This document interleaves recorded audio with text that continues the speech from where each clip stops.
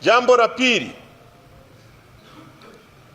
chama chetu tulishaazimia na sasa tutaliweka katika practice, katika kulifanikisha jambo la kujenga chuo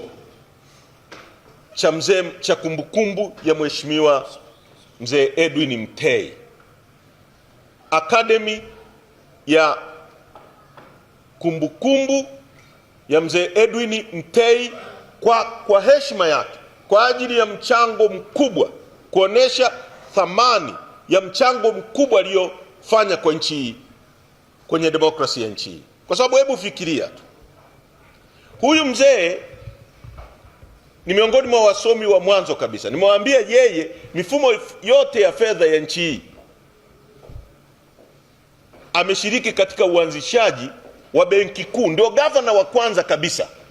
Wakati hii benki kuu hatukuwa nayo. Fikiria kwa mfano leo hakuna nyumba, wewe ndio uwe mtu wa kwanza kujenga nyumba, ndio uwe mtu wa kwanza kufikiria kiti hiki kikae hapa, hiki kiti kikae pale, meza zikae hapa.